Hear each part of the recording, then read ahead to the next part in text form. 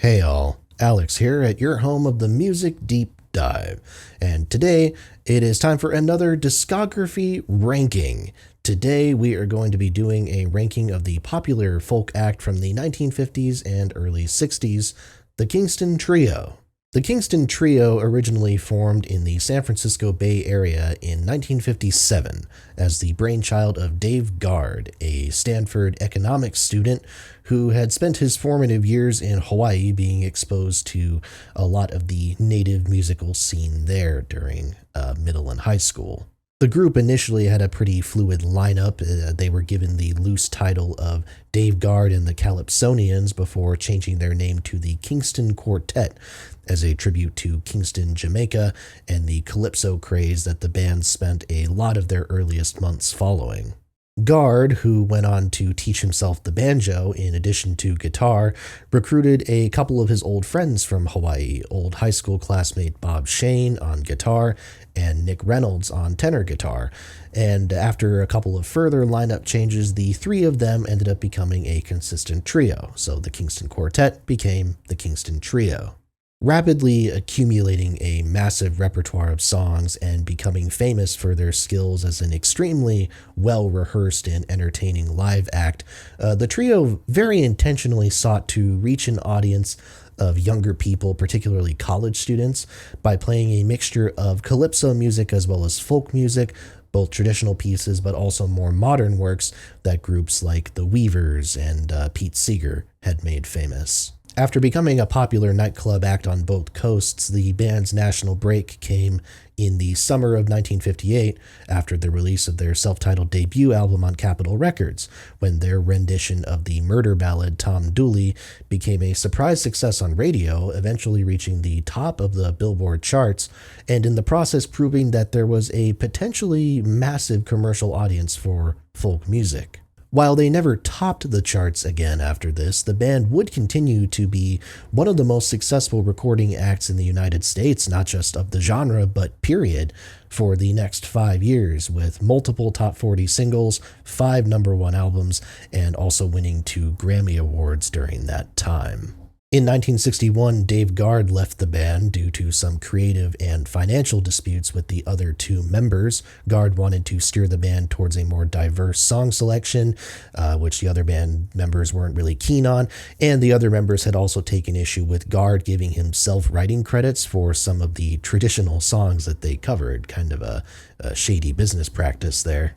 Regardless, the replacement ended up being 21-year-old Jon Stewart, who had made his bread, as it were, as the banjo player of a trio copycat band called the Cumberland Three. And the thing with Jon Stewart that makes him interesting is that, unlike Guard and unlike the other 2 members, Stewart actually wrote original music. The following records would see the group's albums kind of continue with the original formula, the Guard-inspired formula, but also evolving it gradually to incorporate not just more contemporary folk songs, but brand new songs written by Stewart as well. It was a timely change, a needed change, as the trio tried to be continuously commercially relevant as the folk scene of the 1960s was rapidly changing. But eventually, as it happens to almost anybody, the musical tides eventually turned too fast. In 1962, Capitol Records took the striped shirt image that the trio had made popular and gave it to another group of California boys that you may have heard of, called the Beach Boys. And by the end of 1963, Capitol was busy taking care of business with their new star act from across the pond, the Beatles. As such, Capitol was not especially interested in re-signing the trio after their contract ran out. The trio left Capitol in 1964 and ended up recording their last few albums on Decca Records with waning commercial success, and finally in 1967, the group disbanded. Dave Guard went on to a career in music education. Nick Reynolds would focus on raising his family and, oddly, auto racing. Bob Shane pursued a brief solo career before forming a new group in 1969 under the name the New Kingston Trio, and Jon Stewart became a prolific songwriter, penning tracks such as Daydream Believer for the Monkees, which hit number 1, and later on having his own top 5 hit with the song Gold in 1979. Stewart released a plethora of solo albums throughout his career, most famously his first proper solo record, California Bloodlines. which has got a lot of critical renown over the years as a solid late 60s folk record. Now, there are 18 albums in the Kingston Trio's discography that we are going to be talking about. Spotify and websites like Rate Your Music will give you different totals, but there is a rationale for this that is somewhat logical, but also somewhat confusing. Like I said a moment ago, in 1969, Bob Shane formed a trio called the New Kingston Trio, which played some original trio repertoire and also some newer and different material. In 1976, Shane got the rights to use the name the Kingston Trio with no new in there at all, and this group, the quote-unquote New Kingston Trio, I guess, has continued up until the present day. Shane was a part of it up until he suffered a massive heart attack in 2004, and even then he would make occasional guest appearances up until his passing in 2020. This next-gen Kingston Trio has released a number of new studio albums as well as a shit ton of random live releases. The two records that probably come the closest to being eligible for a video like this are 1979's Aspen Gold and 1983's Looking for the Sunshine. Given that Bob Shane is the only original member at this point, however, and he frankly sounds like an 80-year-old man at this point, even though he's not even 50 at the time these albums were recorded, I have no real desire to talk about either one, nor do I have a desire to talk about their several 2010s releases which contain no original members at all. I'm not even going to name them. Most of them are on Spotify. You can listen to them if you're really curious. There's some material that is technically new. It's mostly just re-recordings of folk songs that were popular in the early 1960s, but a lot of it is straight up just re-recordings of stuff that the original lineup made famous, so, I mean, why bother? Without further ado, though, as I said, we have 18 records that comprise the original Dave Guard and Jon Stewart versions of the trio. So let's go ahead and get into the rankings. At number 18, I have 1966's Children of the Morning. It kind of hurts to put this record down here because this is the only Kingston Trio record to contain mostly original material. Jon Stewart writes 9 of the 12 songs on this album. I think 8 or 9 of the 12 songs on that album. And, you know, in theory, this would be grounds for being the trio's best record, or certainly one of their most interesting records, just kind of based off of that. But there's a couple of problems. The big one here is that this was the final trio record. Some say that at this point they kind of knew that they weren't going to continue long term, and they mostly made this just to get out of their contract. You can really hear the lack of energy in these performances as well. I think Bob Shane in particular has said he did not care for the material on this. And there's stuff like, I don't think his rendition of A Taste of Honey on here is very good at all. Even one of the better versions on here, the cover of Glenn Campbell's Less of Me, I think it's fine, but I don't think it's especially interesting.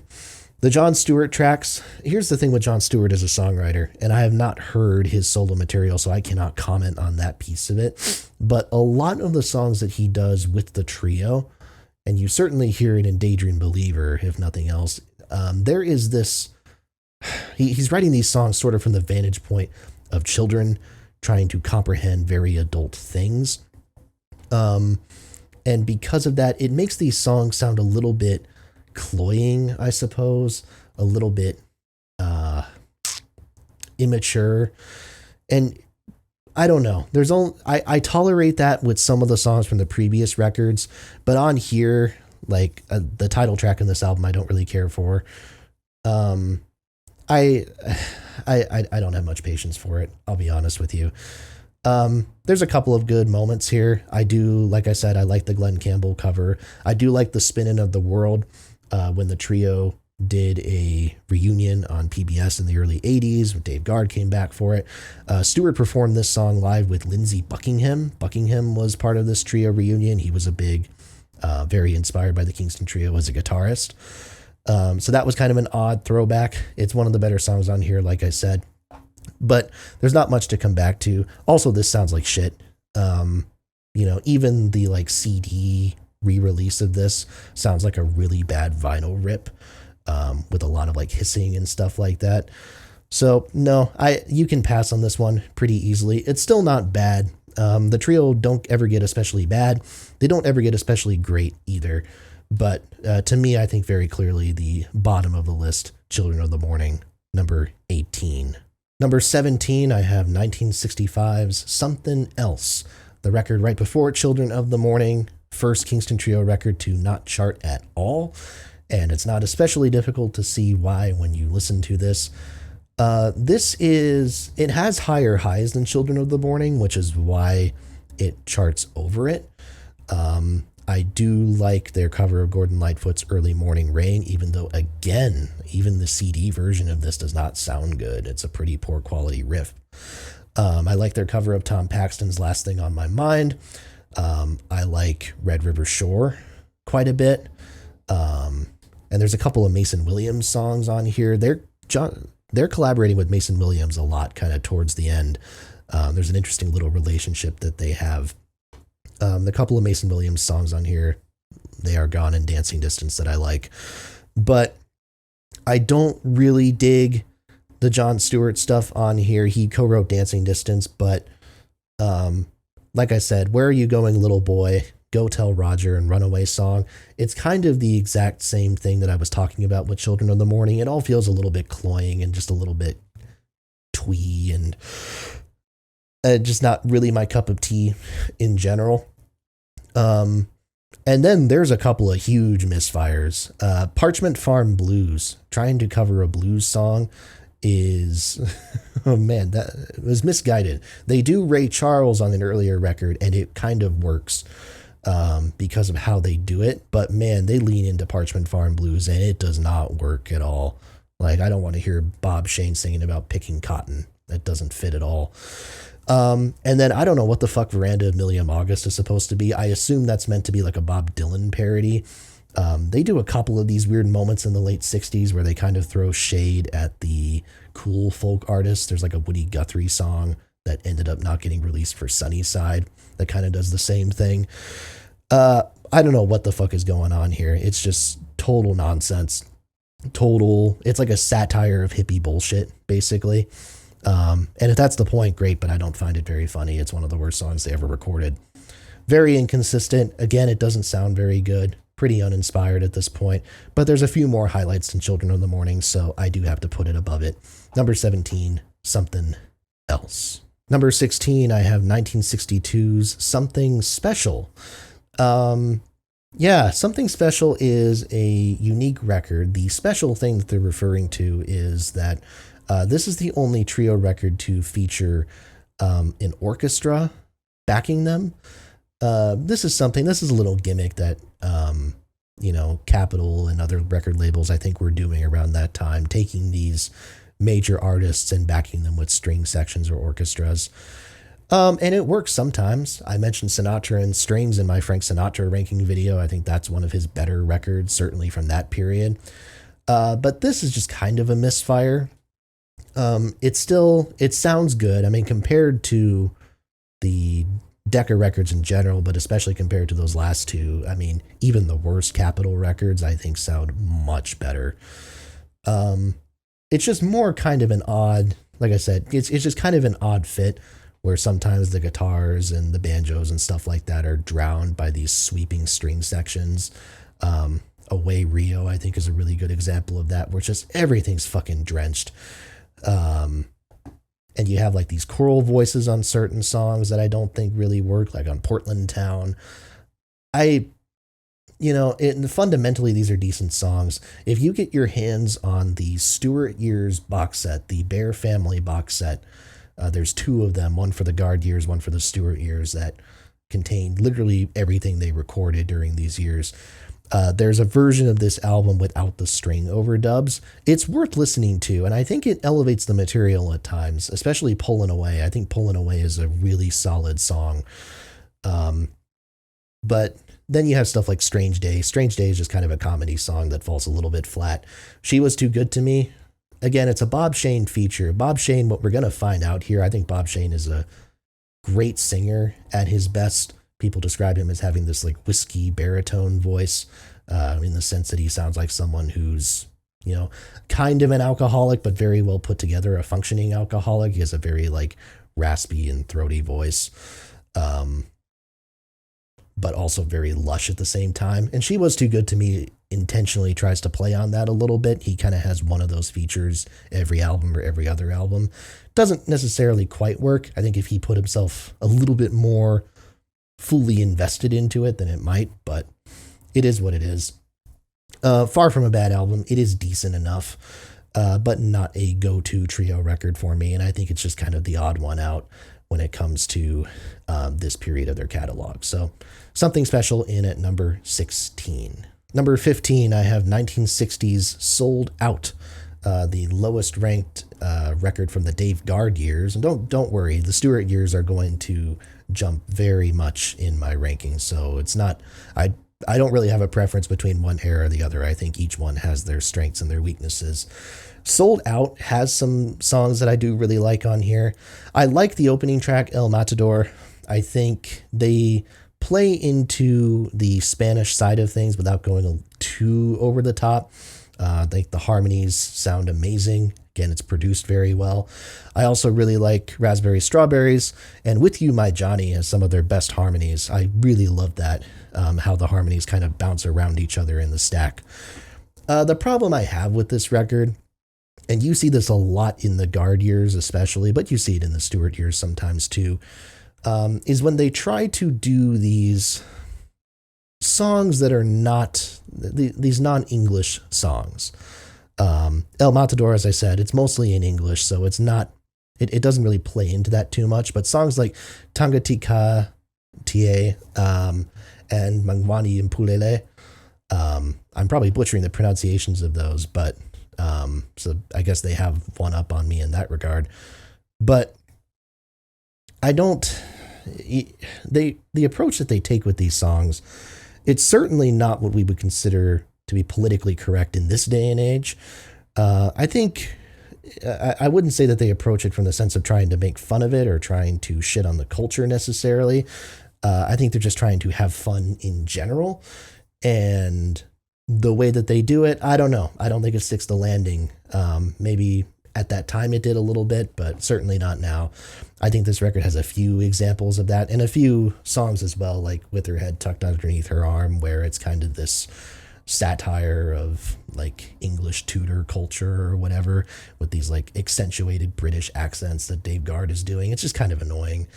So there's some strong songs on here, but in terms of like core material, when I want to reach for a Capitol record, sure, there's a couple of highlights on here that I'm going to reach for, but a lot of the album is kind of skippable to me, but not too bad. Number 15, Sold Out. Number 14, I have 1961's Close Up, the first record of the Jon Stewart era, and the record of the Stewart era that sounds the most like a like a Dave Guard era record, I suppose. There's only a couple of original Stewart songs on here, and they're solid. Coming from the Mountains, When My Love Was Here, that one's more just kind of okay. Again, it's a Bob Shane feature that I think Shane could probably have done a more committed vocal on. But there's some solid stuff on here. I like the kind of opening run, as I said, Coming from the Mountains. Oh Sail Away, co-written by John Phillips of all people from the Mamas and the Papas. Take Her Out of Pity is solid enough. On the second side, I like Jesse James. I like Weeping Willow. I really like the cover of Woody Guthrie's Reuben James at the end. I think that is one of the best tracks that they did of that era. One of the best cover songs that they did in the Stewart era, certainly. Again, though, I think this record has a few tracks that don't quite hit the mark. None more so than Oken Karange, which I believe is a pastiche on African music, I believe. Man, totally misses the mark. Technically kind of an impressive vocal from Shane as far as how raspy and how loud he's belting, but again, not something I'm going to reach for. It's the banjo playing. I haven't talked much about the instrumentation. Like, they're solid enough instrumentalists. Bob Shane, his guitar style was influenced very heavily by the blues guitarist Josh White. as far as how he plays like rhythm and his strumming techniques. And Stewart as a banjo player is already, I mean, you hear it in the opening track here, he's already, if not as good as Dave Guard, certainly very close to that level. They're solid instrumentalists, and their harmony singing on this is just pitch perfect for the most part. So again, we're at the stage now where these records are for the most part going to be fine for a long time, solidly decent.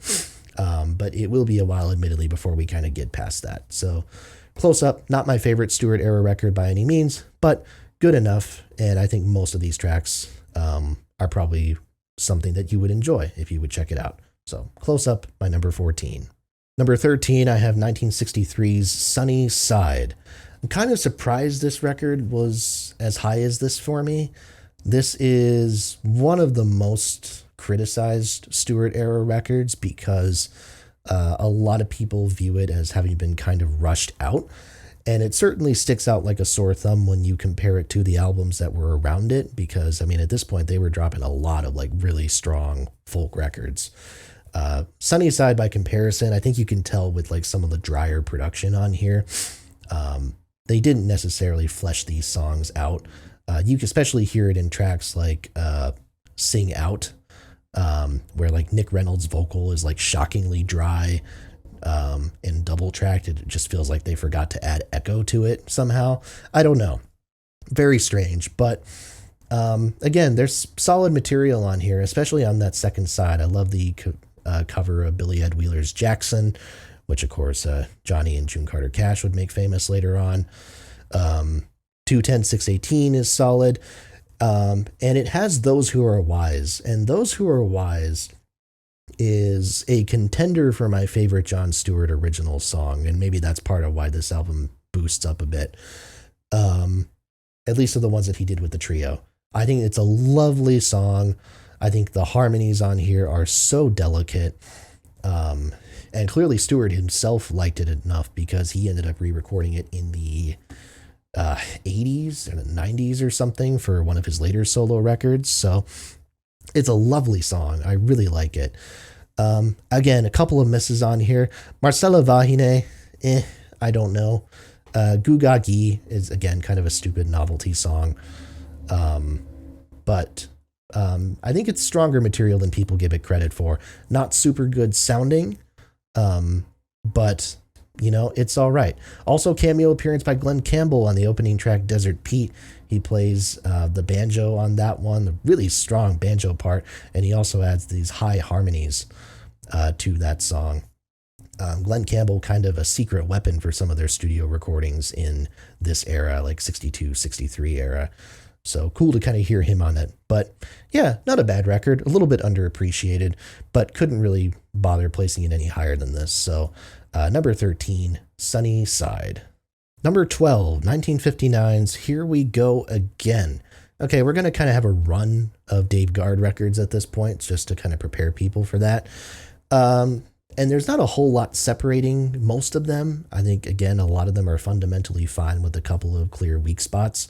In this case, the clear weak spot is Iinu Tatue, for a lot of the reasons that I mentioned before. Goober Peas is another kind of traditional one that's a little bit obnoxious, although I don't mind the Unfortunate Miss Bailey. That's another one where I think the over-the-top British accents could get a little bit grating, but I don't entirely mind it here.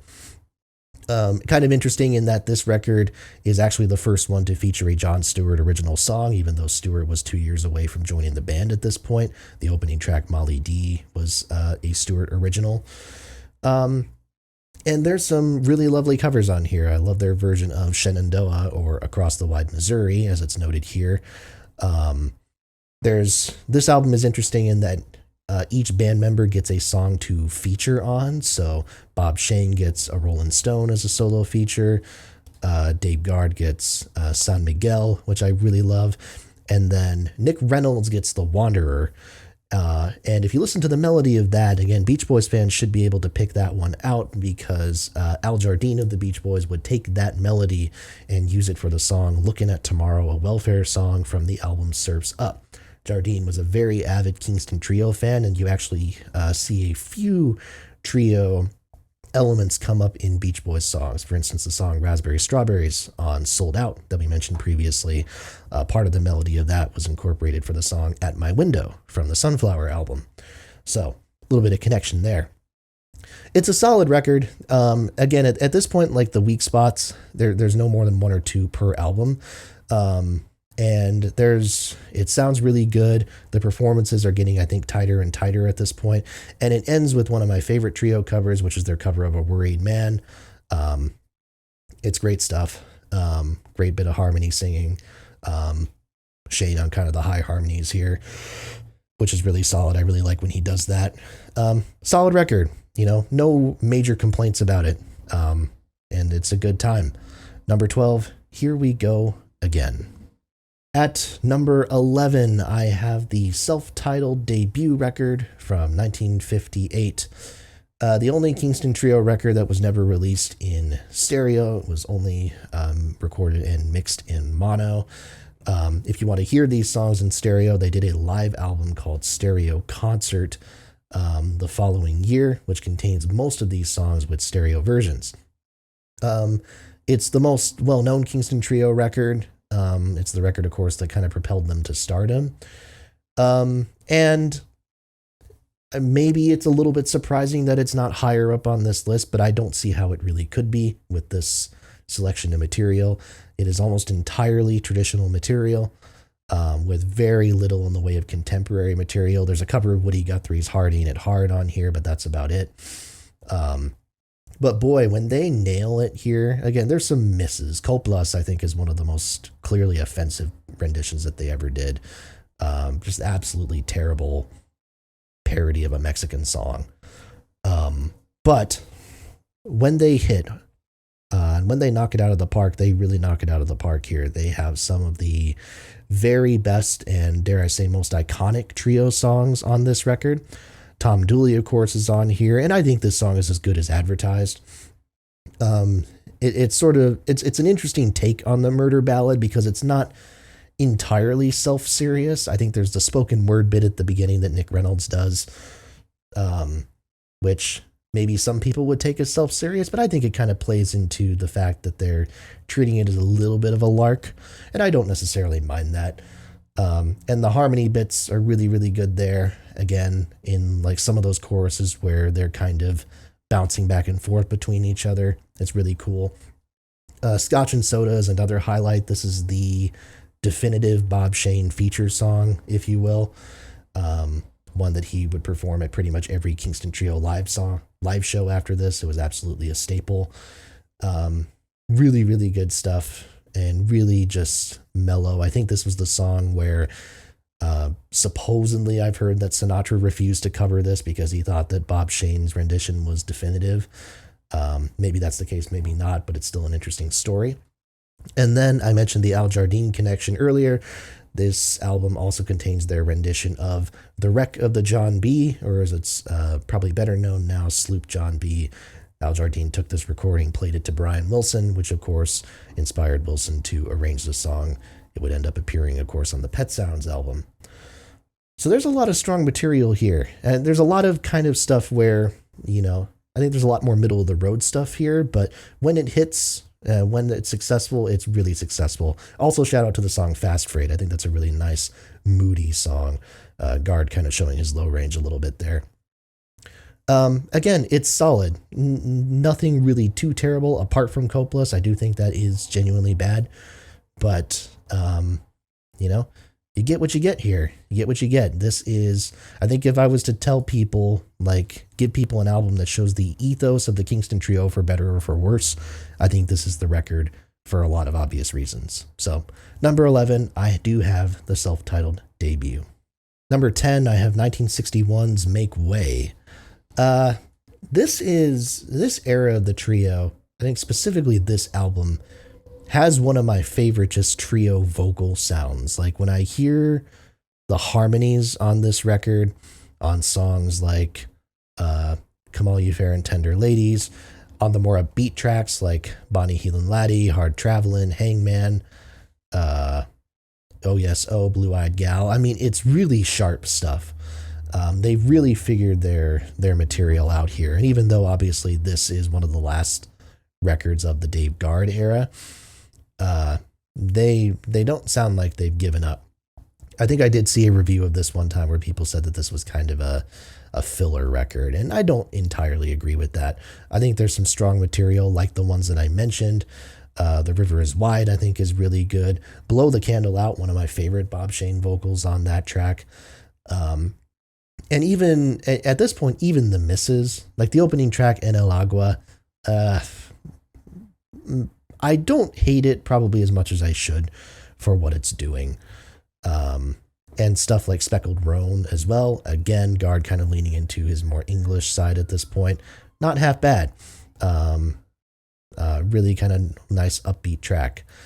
And yeah, I think this to me, more than maybe any other Kingston Trio record, is something that I can probably put on just about at any time and feel generally satisfied. It doesn't necessarily enthrall me or challenge me in the way that their very best records do. Not that their very best records challenge me that much, but this is like, if I'm going to put something on just for like casual enjoyment, I think this is probably my go-to record. So not very high up on the list, but it's a solid number 10. Check it out. At number 9, I have the record immediately after it, also the final record of the Dave Guard era, 1961's Goin' Places. It has a lot of the same strengths as Make Way. In some ways, you could argue that it has a little bit of a disadvantage in the sense that this is not entirely taken from the same sessions. There's a couple of tracks on here that were actually taken from the String Along sessions. They were outtakes from that. Fortunately, though, as we'll see, String Along is pretty high up in the rankings for me, and there's not a whole lot of difference between a trio recording session from 1960 and 1961. So Coast of California and This Land Is Your Land, the tracks that I mentioned, do not really clash here at all. In fact, Coast of California might be the best song on this record.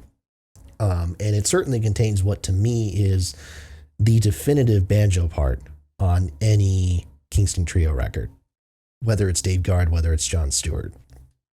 I think this is really difficult stuff. There's a great blog post that I read about this from a Kingston Trio fan whose name escapes me, but go check it out if you know what I'm talking about, where he talks about this song, and it is essentially three different styles of banjo playing that Guard is doing here in one song, like this picking, strumming, and arpeggiations and stuff like that. And he's doing all this stuff, while singing at the same time, right? Because a lot of times they're tracking live vocals with instrumentation. And it's even more amazing when you think about the fact that Guard at this time has only known how to play the banjo for like 3 to 4 years, and he's self-taught at that. So it speaks to his musicianship that he's able to play that fucking well. Yeah, it's a strong album. There's a couple, again, kind of interesting choices. Guardo El Lobo is one of their most successful attempts at singing in a non-English language. It's very sparse. It's almost a cappella. It's just vocals and tambourine on that record, but it really works out quite well. You Don't Knock, the closing track, is a Staples Singers cover, which kind of works. Guard's vocals, when he's trying to belt, are a little bit off-putting, a little bit strange. Guard is kind of their most versatile vocalist in some ways, that he sings a lot of the most difficult harmony lines, kind of jumps from low harmonies to mid-range to high harmonies in falsetto, that type of thing. But he's not exactly a great lead, and this song kind of proves that. But yeah, there's still a lot of solid stuff. You're Gonna Miss Me, Frankie and Johnny is a solid opener. It Was a Very Good Year, which Frank Sinatra ended up making popular later on. Shane does one of the early recorded versions of that song. Razors in the Air is solid. Run Molly Run is fun. Lemon Tree. Senora is a Dave Guard feature that I think works pretty well. It's a really solid selection of songs. At this point, we are getting into, these are solidly good records that I would recommend at this point. And it's kind of a shame, you would be interested to hear what Guard would do with the Kingston Trio afterwards. As it is, he would, of course, go on to, as I said, he went into music education, ended up forming a band called the Whiskey Hill Singers. Their records are not all that interesting to me. And he had a solo record in the 80s very randomly, which I think was when he was struggling with money. That frankly is not very good. But yeah, it'd be interesting to hear kind of what directions he would have pushed them in and see kind of how they would adapt to them. Probably wouldn't have changed anything about their commercial relevancy. If anything, they probably would have faded out earlier. But again, it's an interesting hypothetical to think about. But going places, I've got it at number 9. Solid album. Would recommend it at this point. At number 8, I have their other self-titled record, which most people refer to as Nick, Bob, John from 1964. This is their first release on Decca Records, and to me, this is the only Decca release that I don't think is hurt by sound quality. Now, when you think about Capitol, like Capitol's recording studios in the 1960s were state-of-the-art facilities, some of the best in the world. In particular, I think they were known for their very distinct reverb chambers and their echo effects that they would use on recordings and stuff like that. And the trio make very liberal usage of this, especially during the Jon Stewart era. And when they leave Capitol and they lose access to those recording studios, they really lose out on that sonic quality. This is arguably the record that I think suffers from it the least, though. This sounds pretty clean. And it's a very interesting, at this point, their song selection is very interesting. Stewart only contributes one song to the album proper. Let's Hope You Understand, which I think is good. The rest is this like mixture of tracks that come from all different sources. You have Leadbelly's Midnight Special that they intro with, which is solid enough. I don't think it's anywhere near as embarrassing as Parchment Farm Blues is. Rod McEwen contributes a song, Tom Paxton, Ian Tyson from Ian and Sylvia, Mason Williams. They even cover Bob Dylan's Farewell, Fare Thee Well towards the end there, which is really pleasant and really nice. The ending song, I'm Going Home, is a highlight of the Stewart era for me. I think it's just very energetic, very powerful, and definitely, I think the combination of their vocals has rarely been as powerful as it is in that moment. You know, talking about Jon Stewart as a vocalist, I think to me, even with my critiques of Guard as a lead, I do think Stewart is a step down. He has a very distinct and nasal sound to his singing that is an acquired taste, I think, to put it lightly. But man, he adds to the blend here in a way that he doesn't in a lot of other songs. And even his lead verse, I think, is really nice. So it's a really solid selection of songs here. And again, it kind of gets overlooked when you consider what came before it, and knowing that a lot of the other Decca material is not up to par, apart from one record that we still have to get to. But it's strong. This is a strong album, and I would recommend it. And like I said, I think the diversity of the material here is part of that reason. They're elevating these songwriters at this point by trying to interpret these tracks. And in some cases, it's not even the most obvious selections from these artists either. So yeah, solid record. Very solid record. Number 8, self-titled, or Nick, Bob, and John. Number 7, I have 1959's The Kingston Trio At Large. Their first record after their explosion into popularity. This is also the record that got them one of their only Grammy Awards. The other one was a Best Folk Song recording that went to the song Tom Dooley. It's not hard to see why. This is one of their most consistent records, certainly in the Dave Guard era. Again, closest thing I think you get to a dud here is Eyeballed, which is kind of a comic track that I think the comedy here kind of works in a way that it doesn't with a lot of the other pseudo-ethnic songs. But otherwise, man, this is well done. I think a major leap over the debut record in terms of the strengths of these arrangements, the strengths of their guitar interplay. Maybe in part I'm saying that because now all of a sudden they're recording in stereo and it's really opened things up a bit. But I think All My Sorrows, beautiful cover. Like, maybe it doesn't touch like Joan Baez's cover of it or anything like that, but man, it's lovely.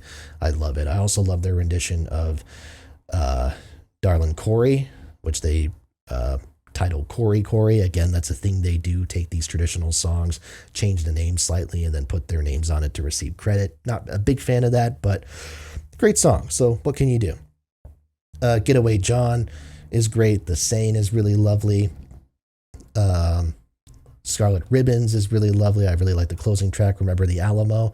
And then you have the opening track, MTA, which I believe was their biggest hit apart from Tom Dooley. And it's kind of an absurdist song. Again, I mean, they're playing it up for humor. But it works really well. I get a kick out of this song. It's one of their best kind of, sing-along choruses, if you will. I think they used it as a concert closer a lot, especially after the original era, like the new Kingston Trio era in the 70s and 80s. I'm pretty sure it was a popular concert closer. And yeah, it's a lark. It's a lot of fun. This whole album's a lot of fun. And at this point, like you're begging for consistency is what it is.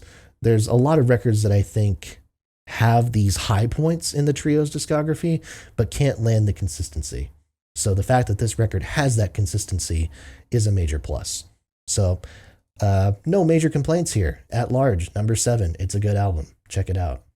Number 6, I have 1965's Stay a While, the highest rated of the 4 Decca records on my list, which might come as a surprise potentially, because if you listen to the streaming version of this album, to be blunt, it sounds like shit.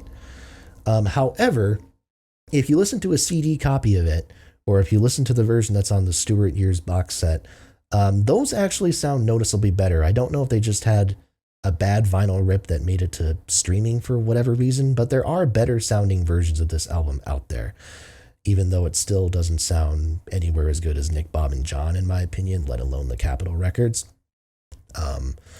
But yeah, it's also the last trio record that's available on streaming services. Something Else and Children of the Morning aren't on there at all, which no major loss. But yeah, I think the collection of material here is really strong for the most part. Occasionally you get moments where, and I don't even think it's a song problem, it's mostly just a production problem where the song doesn't necessarily rise to the occasion. I'm thinking the opening track, Hana Lee, which is fun. It's not one of the stronger songs on here, but it's a lot of fun. But it's hard to listen to, especially again on the streaming edition, because of how really abrasively the harmonica part is mixed. I mean, that shit drills into your ears. It's really difficult to sit through sometimes. But get past that and you got some fun stuff. Gonna Go Down the River, Dooley, hell of a lot of fun. And then you have some of their strongest selections as far as like ballads from this period, which I think is why I'm partial to it in part. Rusting in the Rain by Rod McEwen. Oh man, what that is phenomenal. And Stewart sings the lead on here, explores his lower range a little bit. I think that's really great. Mason Williams, If I Had a Ship, and Yes, I Can Feel It. Yes, I Can Feel It is really lovely. Don't listen to the single version. The single version has this female vocal that's draped across the back of it. That's the version on streaming services. But if you listen to the album version, which is even more stripped back, that to me, that's where it's at. Really lovely song. I love the rendition of Tom Paxton's Where I'm Bound. And I think that the Jon Stewart originals on here, Stories of Old and If You See Me Go, are pretty solid. I think they're a marked improvement over what he would do on the next 2 records. So yeah, I've got no complaints here. And bonus, if you get the CD version of this record, you will also get the best tracks off of Something Else. Dancing Distance, They Are Gone, Last Thing on My Mind, and Early Morning Rain. So if you get the CD version of this album, the re-release that came out however many years ago at this point, you're getting really your bang for your buck at this point. So Stay a While is solid. Again, I wish it sounded better. If it sounded better, it would probably be up even another notch or 2 on this list. But number 6 is not shabby. If you're looking for a folk record from the mid-60s that doesn't have a lot of original material, but does some solid covers of some really strong songs from the era, check it out. Stay a While, number 6. Number 5, I have 1962's The New Frontier. Very interesting album. Very positive record. But definitely one that not only does I think this album, not only do I think this album represents change in some ways. The album title and the title track both refer to the New Frontier, this like, slogan that was associated with the Kennedy presidency at the time. But this is also a new kind of sonic direction for them. I talked about the Capitol like echo chambers earlier in this video, and this is the first album where they really start to make liberal usage of it, and these albums start to feel pretty massive, especially the vocals. You really hear this right from the opening track, the cover of Hoyt Axton's Greenback Dollar, which is one of the best Trio recordings ever, in my opinion. It's the recording that made me fall in love with them, I think, back in 2019, 2020 or so. And, from then on, it's not their strongest selection of material by any means. There's definitely stuff like Jenny Glenn, Dogie's Lament, which is kind of fun, but there's stuff on here that could be construed as filler by with no doubt at all. But man, this is such a fun album. There's so much energy in the playing here. Banjo, really interesting to hear echo on a banjo, by the way. You really hear that on songs like Poor Ellen Smith or Long Black Veil, stuff like that. It's a massive record. It's ebullient.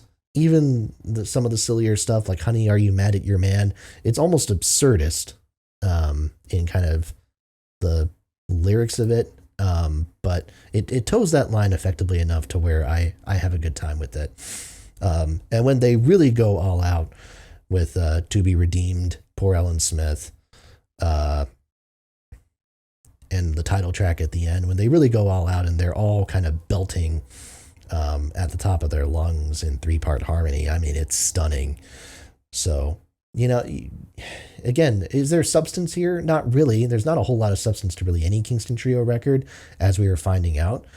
But we're at the point now where I can safely say, like, I would highly recommend this, just in a sense of if you're looking for a very well executed, if again, kind of insubstantive folk record from the early 60s, from this kind of pre-Bob Dylan wilderness, if you will, before socially conscious folk music was the thing. This is a solid recommendation to me. I would recommend checking it out. I don't think you'd be super disappointed as long as your expectations are kind of in line with what you're ultimately going to get. So, New Frontier coming in at my number 5. Number 4, I have the record following it, 1963's The Kingston Trio, number 16. Which I believe got the name simply because this was their 16th record that they released on Capitol. Bland name aside, you'd be forgiven probably for passing up on the record just based off of that, but it would be a damn shame if you did, because this is definitely one of their strongest albums in terms of material and in terms of execution. The funny part is the opening track, The Reverend Mr. Black, I think it was their last top 40 hit, their last top 10 hit, I think, if memory serves, but it's not one of my favorite songs on here. I think when they kind of cut away from what they're doing on that song, which is very like spoken word heavy and stuff like that, the type of thing that they would repeat on Desert Pete, the record after, once they cut out of that and they're just laying into a lot of the same types of sounds that they were doing on New Frontier, it's really tight. I think this record also benefits from the fact that Stewart gets a little bit more freedom in his songwriting here. You have stuff like Road to Freedom, River Rundown, Run the Ridges. Run the Ridges is interesting because I'm pretty sure that's meant to be from the perspective of a Confederate soldier or something, but it's a really well executed song. It's one of my favorites on the album. And Ballad of the Quiet Fighter, which has this compelling guitar part that is, just addictive. It just immerses me in its atmosphere. Again, I don't really consider the guitar playing on Kingston Trio records to be a major highlight, even if I can acknowledge that it's impressive a lot of the time. But this is a song where absolutely I think the acoustic playing is great. Really, really excellent stuff. And yeah, and then even again, I think the fun, like comedic tracks on here work in a way that they don't work on hardly any other record. Big Ball in Town, which has Jon Stewart doing a JFK impression, which is really fucking funny. Low Bridge works. Really, the only exception that I kind of forgot about because it comes at the end of the track list is La Bamba. Total swing and a miss, but just do what the band should have done and stop the record after Ballad of the Quiet Fighter and you're fine. Just forget La Bamba exists. And also the song Try to Remember. One of the earlier recordings of that song, if memory serves, and Bob Shane's vocal on here is phenomenal, one of his best. Really great stuff. So yeah, this again, it's an unassuming album title. It's an unassuming album cover, but it's one of their most consistently enjoyable records front to back. I have a great time with it.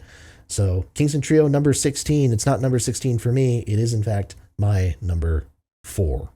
Number 3, I have 1960s, The Last Month of the Year.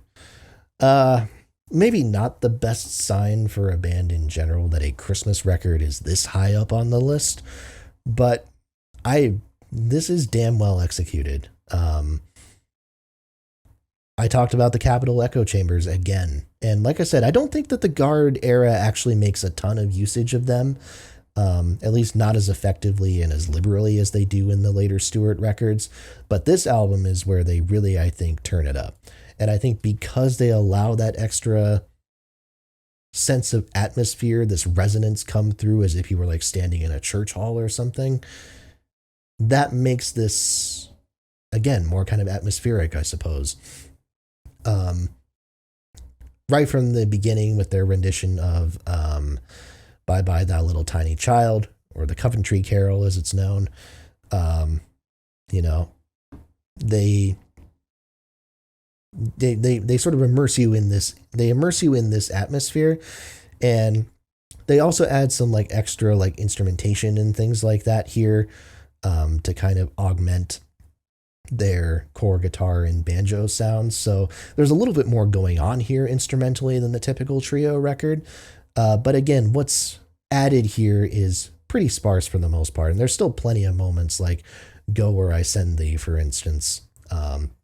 Which is just them kind of wailing away instrumentally and vocally on there. That's really great vocal performances. Stuff like Mary Mild, I think, is excellent. All Through the Night is really lovely and beautiful. Somerset, Gloucestershire, Wassail. Say that 3 times fast, but that's a lot of fun. And then The White Snows of Winter, which contains one of my very favorite Bob Shane vocal performances. I keep coming back to him. Definitely the highlight for me as far as the singers of the group. Although shout out to Nick Reynolds, who I've not talked about much. Phenomenal high harmony singer. Very solid lead, but a great high harmony singer. But Shane in The White Snows of Winter, which is a melody that's based off of a Brahms symphony, is just pitch perfect, and that's one of the songs that I will like play to people sometimes, and I think people are kind of surprised that it's not more of like a Christmas mainstay, because I mean it's the right era for it, right? It's the right era for a lot of these kind of classic Christmas songs that have become cultural mainstays, and it's kind of a shame that this one hasn't, even though this record did sell pretty damn well. But yeah, it's become one of my go-to records during the Christmas time because of the atmosphere, because of how well executed it is, because of the quality of the vocals. There's not a dud on here. We're at the point where it's just consistently strong across the board. No doubts. Yeah, The Last Month of the Year. It's a phenomenal Christmas record and a really strong album just in general. It is, in fact, my number 3. All right, in my top 2, we're choosing between a Guard album and a Stewart album for the top 2. Which one will it be? My number 2 will in fact be the Stewart record. I have 1963's Time to Think. Time to Think is an interesting album, and it's not like any other Kingston Trio record. This is kind of heavy. This is their socially conscious record. Most of the album was recorded in the wake of the JFK assassination. Not everything, but most of it was recorded afterwards. And you can feel this sort of sense of despondency or anger coming from them, and it's the closest that they have ever come to genuinely tapping into the feelings of the protest movement, I suppose. And it comes closer than you would expect. Again, these are, for the most part, not original songs. There's only 3 of them on here. These 7 Men, which is a tribute to the Mercury 7 astronauts. If You Don't Look Around, which I believe is a tribute to the March on Selma, if memory serves. Certainly related to the civil rights movement. And then Song for a Friend, which is a direct dedication to the JFK assassination. All 3 written by Jon Stewart. All 3, I think, among his best contributions to the trio. But then you think about the other material that is on here and how they've chosen that. The Patriot Game as an opener, I think is really strong. Hobo's Lullaby is an interesting choice. Again, maybe not the most kind of politically correct thing nowadays, but I think there's an earnestness in its simplicity that I think works, and it's some lovely bit of harmony singing. Covering Woody Guthrie's Deportee, Plane Wreck at Los Gatos is a solid choice. Harry Belafonte's Turn Around. Last night I had The Strangest Dream. Of course, I think you have to cover that, and I like that they put it at the end here. There's a couple that I haven't talked about. One is Seasons in the Sun by, originally by Jacques Brel, of course. The English lyrics by Rod McEwen. This is the first recording of the Seasons in the Sun that we have come to know. Before Terry Jacks recorded it, of course, in the mid-'70s, and it became a surprise #1 hit. Of course, the Beach Boys recorded it first, and that's where Terry Jacks got it from. And I don't know for sure, but I believe that's probably an Al Jardine inspiration. So we can probably thank Al Jardine for us either even knowing that Seasons in the Sun exists, really. But yeah, it's a really good rendition. And I like that Bob Shane kind of, that the lyrics here and the approach here kind of keeps some of the original French, Adieu Emile, that type of thing. But then we get to Coal Tattoo by Billy Ed Wheeler. This is a contender for my favorite Kingston Trio song because it's, again, as I said, it's not really like any other as far as how dark and energetic it is. These guitars, it starts off with the strumming from Bob Shane, I believe, which is very just aggressive and energetic. You have these like tenor guitar wails from Reynolds in the background. There's a couple, I think there's like 1 or 2 different banjo parts playing. Glenn Campbell certainly is on here. Jon Stewart might be there in the background. And then Stewart's lead vocal is as impassioned and growling and angry as you will ever hear him. You have Shane and Reynolds with this huge echo effect on their voices to make them sound massive, jumping in on the choruses. And it's just this frenetic image that they are conjuring up of, these like, people working in the mines and stuff like that, and the energy and the stress and the danger of it. And to me, I think that's a great example of like how an arrangement can paint lyrics here. I don't know. I think a lot of people would argue that a lot of Kingston Trio songs, or a lot of renditions that the Kingston Trio do of songs, don't necessarily elevate the songs. They merely make it into this sort of like perfect image. It's well executed, but doesn't necessarily make the song transcendent. A lot of times, no. Even for some of their most well-known songs like Tom Dooley or their rendition of Pete Seeger's Where Have All the Flowers Gone? But Coal Tattoo is an example where I think they just go above and beyond. I think this is phenomenal stuff. And still kind of gives me chills every time I listen to it. So if you're not going to listen to anything else, maybe even from this whole video, listen to Coal Tattoo. And then maybe check out this whole record if you're interested. But yeah, it's really strong. It's a really strong album, and very underrated. And I think people who are exploring this era, because again, I think people who have the album brain kind of ingrained in them generally start their musical explorations in the early 60s, unless they're a jazz head. Give this a try. Once you've heard, your freewheeling Bob Dylans and your Phil Oaks and your Joan Baez's or whoever else from the early to mid 60s, give this record a try. It might not live up to those, it probably won't, but it's well fucking done, in my opinion, and worthy of more attention than it's received. So, Time to Think, my number 2, really strong trio record, highly recommend it. But at number 1, I am going to go with a Guard era record, and that is 1960's String Along. If I talked about Time to Think as being maybe the most unique trio record in a way, which is part of why I recommend it and which is part of why it stands out for me, String Along I don't think is an exceptionally unique Kingston Trio record. I just think this happens to be where the trio sound their best as a unit. I don't think that as a 3-piece band, as instrumentalists probably, but as vocalists certainly, I don't think they ever sounded better than this record. And on top of that, I think they have the material behind them, for the most part, to prove it.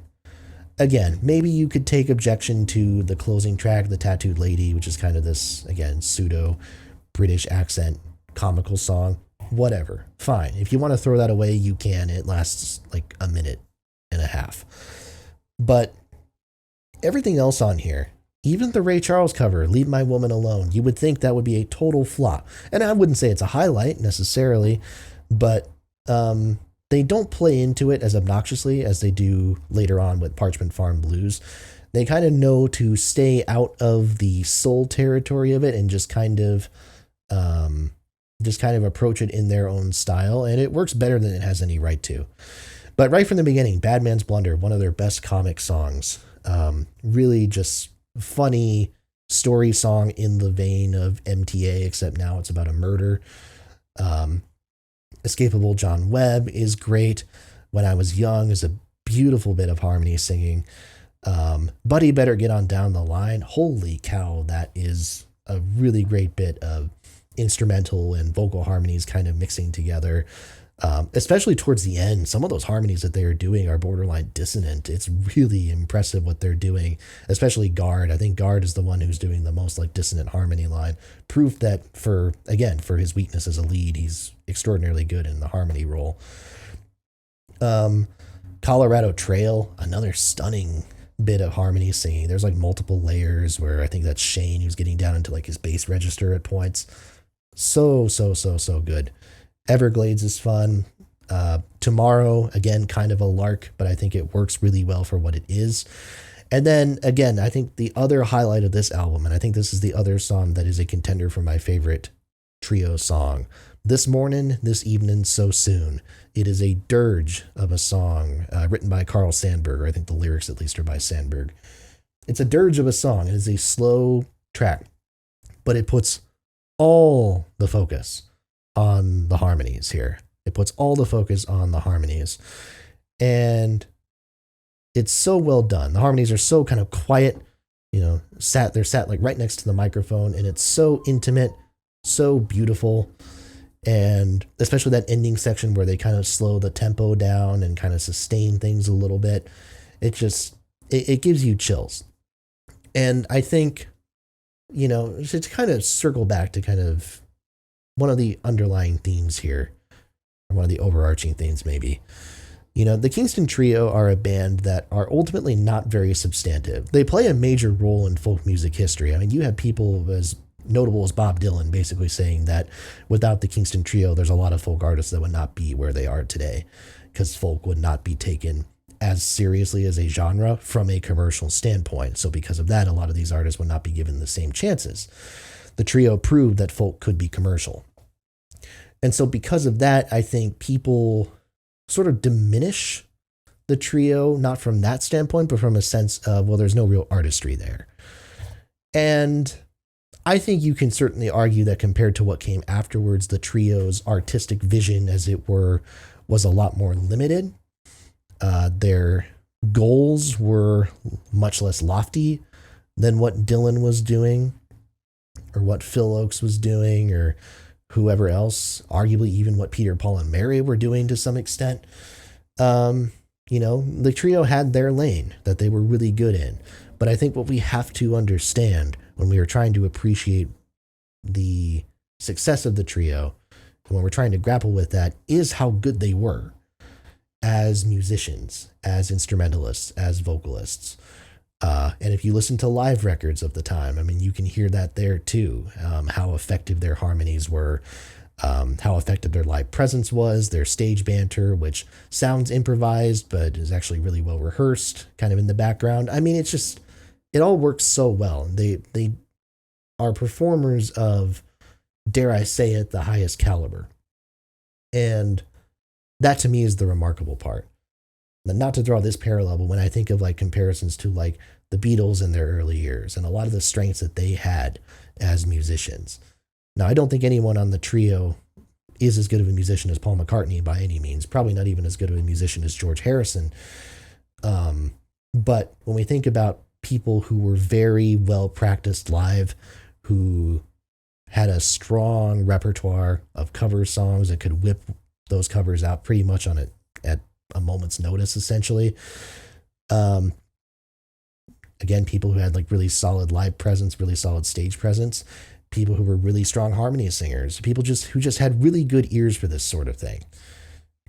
There's a connection there, and there's a similar appeal here. And because of that, I can't help but hold a strong amount of respect for what the trio are doing.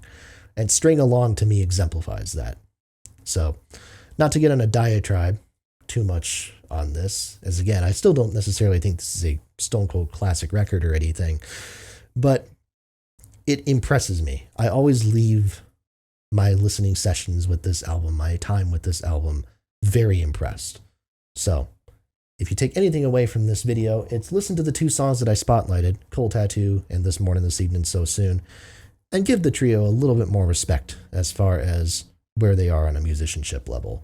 But yeah, String Along is my number one. I strongly recommend you listen to it. It's really well executed stuff. Some of the best folk music that was coming out around that time. And with that, I think that wraps it up. I'm very curious to know if you have experience with the Kingston Trio's discography. What are your rankings? Have you heard these albums? Are there any albums that you haven't heard? Or any opinions of mine that you agree or disagree with me on? I'm all ears. Please tell me in the comments section. That helps me out and interests me greatly. I want to thank you so much for watching. In general, please make sure to like, comment, and subscribe to this video. More reviews, more videos, more discography rankings coming over time. Make sure to hit that bell for notifications, and make sure to tell a friend as well. That really helps me out. Word of mouth is really the best way to kind of spread information. So any little bit that you can spread word of this channel really helps. Especially as I sit on the precipice of 500 subscribers as I publish this video. Really, any bit that you can kind of get the word out there to help continue this growth of this channel, really, really helpful. I really appreciate it. Thanks so much for watching, and I will see you next time right here at your home of the Music Deep Dive.